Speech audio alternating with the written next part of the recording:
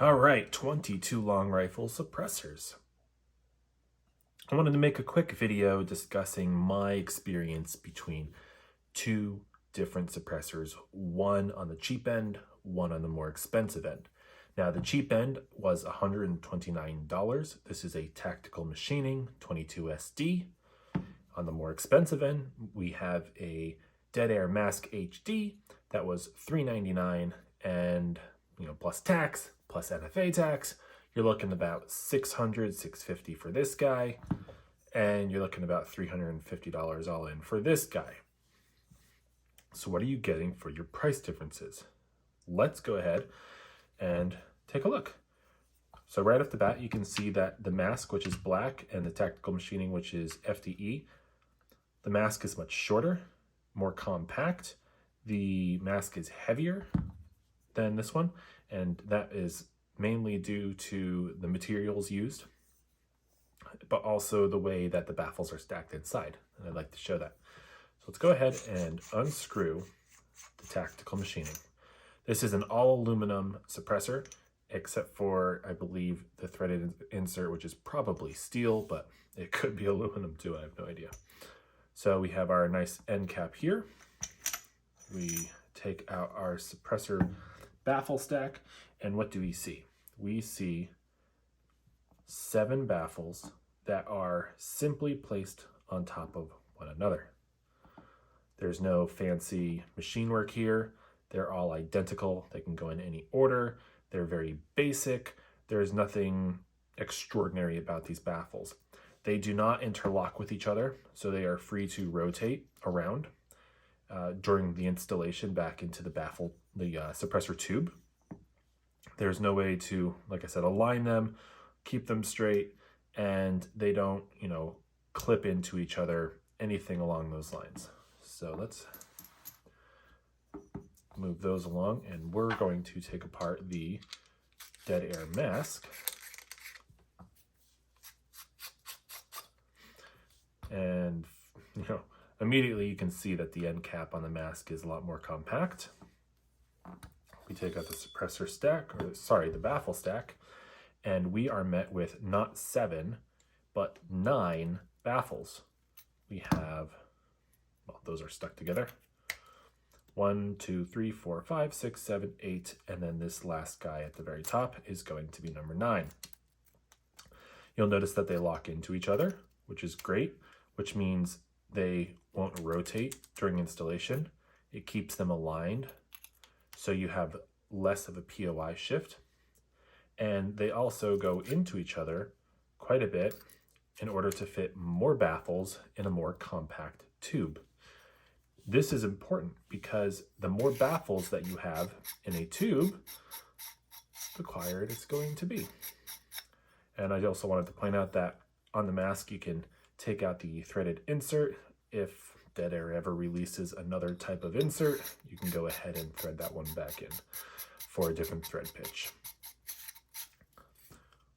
So the main differences that you're going to see between these is the materials. I believe these are made out of stainless steel. The tube, I believe, may be aluminum, or it could be stainless steel as well.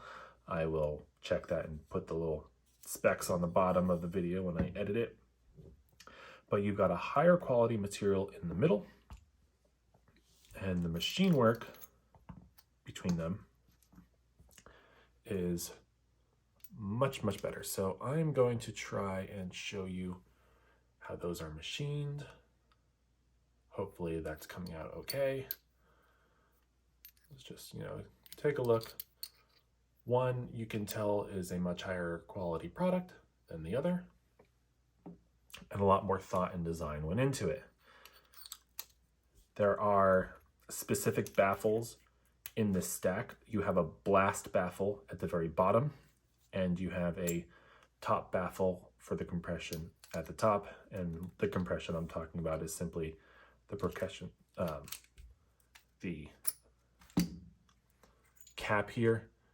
It compresses by sliding over the top baffle and pushing down on this lip to compress the entire baffle stack inside of the tube.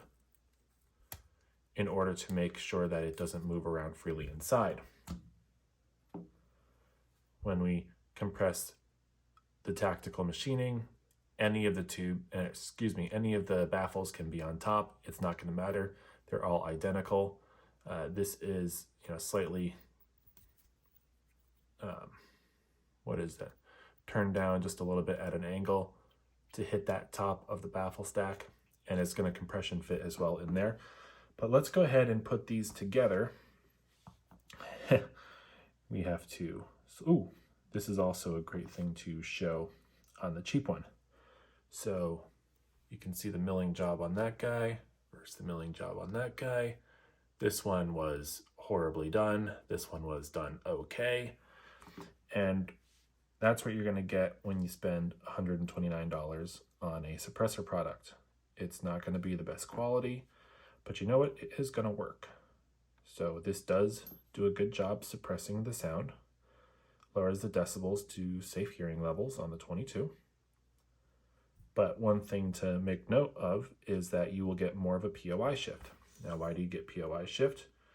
If the baffles are not lined up properly, then the airflow inside for the gases, this isn't working right. For the gases, when you fire the projectile, it's simply gonna do whatever it does. That's physics stuff. I don't know too much into it. You can read up on it probably on Pew Science or something. But you're gonna have a huge POI shift out of this guy. When I put this on my, I had a PSA 8-inch SBR 22 dedicated upper. The POI shift on this from 0 at roughly 15 yards was 3 inches low. Now let's put this guy back in here. You'll notice they all line up. They won't rotate. And what you can do is you can take this right here, line it up with exactly where you want it to go with the markings on the outside. Learn that from the NFA review channel. And you will have minimal POI shift when you put it back onto your host firearm. So this was a very quick video, but what I wanted to point out was when it comes to suppressors, you get what you pay for. They are not that hard to manufacture from a very simple standpoint. If you don't want to put a lot of thought and R&D into a product, but you know the overall concept and how suppressors are supposed to work, any machine shop can crank these out and charge a very little amount of money. You still have to pay the $200 tax stamp, but the product is not going to be spectacular, but it's not going to be that expensive. Then you have companies like Dead Air that put a lot of money and R&D into R&D for the product. They want to release the best thing that they can, and on top of that, you get the legendary Dead Air warranty where they'll fix it no matter what happens. And you have much higher quality machining. You have much higher quality materials. So even though this is nearly 4 times the cost of this one, it's well worth it, in my opinion. Now, the one thing that I wanted to make note of was, despite the fact that the Dead Air has less POI shift, the tactical machining, in my opinion, has a nicer tone. So the lower the tone, the more pleasant it sounds. And this one produces a very nice low tone compared to the Mask.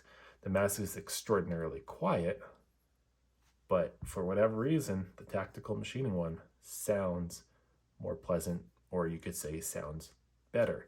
I don't know which one's quieter. I would assume that the Mask is quieter because it has more baffles in there, 2 more baffles than the tactical machining one. But even though it has 2 more baffles, it doesn't have as much volume. Simply put, they're the same diameter, but the tactical machining is longer. So there's more volume in the tactical machining, but there's more baffles in the Dead Air Mask. So that is something to think about.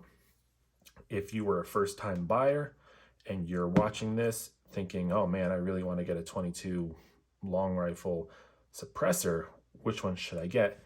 These are just 2 options. There's plenty more. There's the rugged Mustang 22. There's the Silencer Co. Sparrow.